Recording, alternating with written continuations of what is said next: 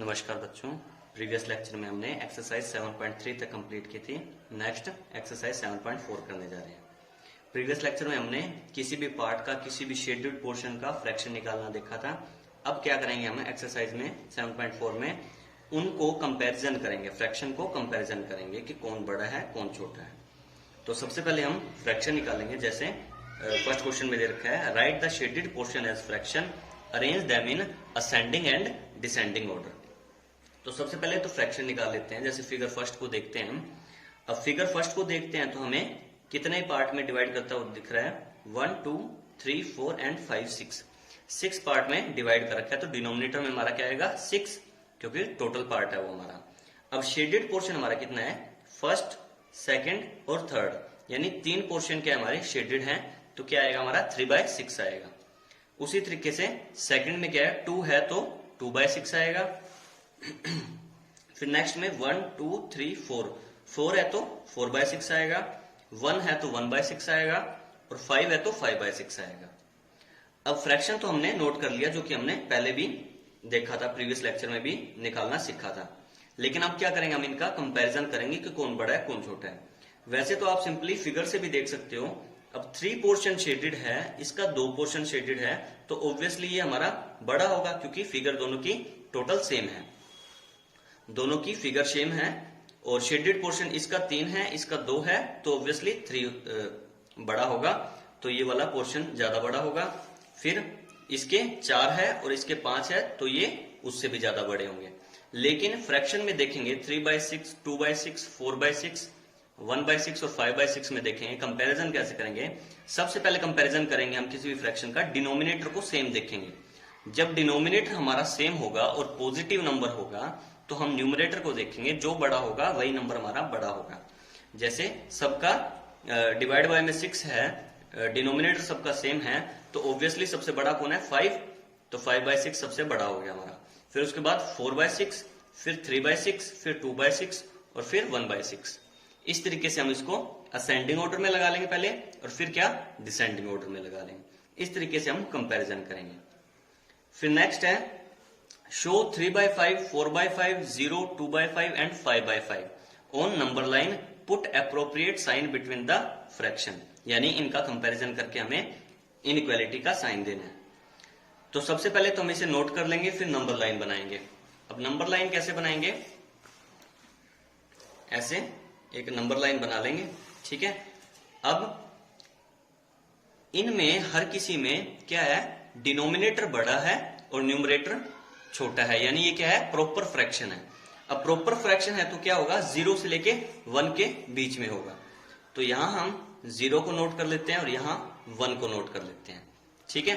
अब डिनोमिनेटर में हमारे क्या है? सबके 5 है, तो 0 को हम क्या लिखेंगे? 0/5 लिखेंगे, और 1 को क्या लिखेंगे? हम 5/5 लिखेंगे 1 को, ठीक है। और फिर ऑर्डर में चलते जाएंगे। 0/5 के बाद 1/5, 2/5, 3/5, 4/5, फिर नेक्स्ट क्या आएगा हमारा? 5/5 आएगा, ठीक है। ये क्या जा रहे हैं? हम असेंडिंग ऑर्डर में जा रहे हैं, यानी बढ़ते क्रम में जा रहे हैं। अब इसके बाद हमें पता है कि 0/5 से 1/5 बड़ा होता है, 1/5 से 2/5 बड़ा होता है। इस तरीके से इनइक्वालिटी का साइन लगा लेंगे और यहाँ पे इनइक्वालिटी का साइन पुट कर देंगे ब्लैक बॉक्सेस में। इस तरीके से हम कंपैरिजन करेंगे। लेकिन इसके लिए हमारा क्या? डिनोमिनेटर सेम होना चाहिए, तभी हम इनइक्वालिटी का साइन दे सकते हैं। फिर नेक्स्ट है, compare the fraction and put an appropriate sign. अब इसमें क्या है? 7/8 और 1/8। ऑब्वियसली डिनोमिनेटर सेम है, 7 1 से बड़ा है, तो क्या होगा? 7/8 1/8 से बड़ा होगा, ठीक है। वैसे ही 3/5 और 7/5 में कौन बड़ा होगा? 7/5 बड़ा होगा, क्योंकि डिनोमिनेटर सेम है और 3 7 से छोटा है और 7 3 से बड़ा है, इसलिए इनइक्वालिटी का साइन इस तरीके से आप मार्क करेंगे। फिर नेक्स्ट है, make 5 fraction and put an appropriate sign. 5 हमें कोई फ्रैक्शन बनाने हैं और साइन देना है, तो हम कोई मर्जी बना सकते हैं। जैसे 11/15 और 7/15 बना लिया, 1/3 और 1/3 और यहाँ पे 3/9 आएगा, ठीक है। 3 3 9, तो ये क्या हो गया? इक्विवेलेंट फ्रैक्शन हो गया। तो क्या आएगा? इक्वालिटी का साइन आएगा यहाँ पे, ठीक है।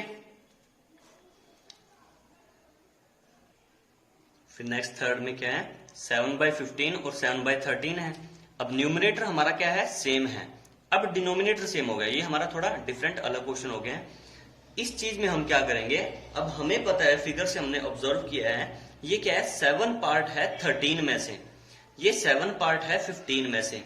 तो डिनोमिनेटर जितना छोटा होगा, अगर न्यूमरेटर बराबर हो तो डिनोमिनेटर जितना छोटा होगा वो फ्रैक्शन उतना ही बड़ा होगा। ठीक है, तो इसलिए 7/13 क्या होगा, ग्रेटर होगा। फिर नेक्स्ट क्वेश्चन क्या है हमारा, नेक्स्ट क्वेश्चन थोड़ा डिफरेंट है। अब इसमें क्या वैरायटी आई है, इसमें हमें डिनोमिनेटर अलग दे दिया गया है और हमें फ्रैक्शन को कंपेयर करना है कि कौन सा बड़ा है कौन सा छोटा है। सबसे पहली बात, जब हमारा डिनोमिनेटर सेम नहीं होता है, अलग अलग होता है, डिफरेंट होता है, तो हम डायरेक्ट कभी भी कंपैरिजन नहीं कर सकते हैं। ठीक है, हमें उसके डिनोमिनेटर को सेम करना पड़ता है, उसके बाद ही हम उसे कंपेयर कर सकते हैं। ठीक है, तो हर क्वेश्चन में डिनोमिनेटर सेम डिफरेंट है तो हम उसे सेम करेंगे। कैसे सेम करेंगे, जैसे ये हमारा 1/3 और 1/5 दे रखा है, तो इनका 3 और 5 का एलसीएम हमारा क्या आएगा, 15 आएगा। अब 3 और 5 का एलसीएम आ गया हमारा 15, तो 1/3 को हम 5 से मल्टीप्लाई करेंगे और 5 से ही डिवाइड करेंगे, कोई फर्क नहीं पड़ेगा इस पे। ठीक है, इक्विवेलेंट फ्रैक्शन ही आ जाता है हमारा। तो ये क्या आएगा हमारा, 5/15 आ गया, यानी 1/3 को हम 5/15 लिख सकते हैं, कोई दिक्कत वाली बात नहीं है, इक्विवेलेंट फ्रैक्शन है। और 1/5 को हम 3 से मल्टीप्लाई और 3 से डिवाइड करेंगे। ठीक है, तो ये क्या आएगा हमारा, 3/15 आ जाएगा। ठीक है, इक्विवेलेंट फ्रैक्शन है। अब 5/15 1/3 की फॉर्म है और 3/15 1/5 की फॉर्म है। अब हम इनको कंपैरिजन कर सकते हैं। कैसे कंपैरिजन कर सकते हैं, क्योंकि इनका डिनोमिनेटर हमारा क्या हो गया है, सेम हो गया है। ठीक है, अब 5 और 3 में कौन बड़ा है, 5 बड़ा है। ठीक है, तो यानी 5/15 3/15 से बड़ा है, यानी 5/15 क्या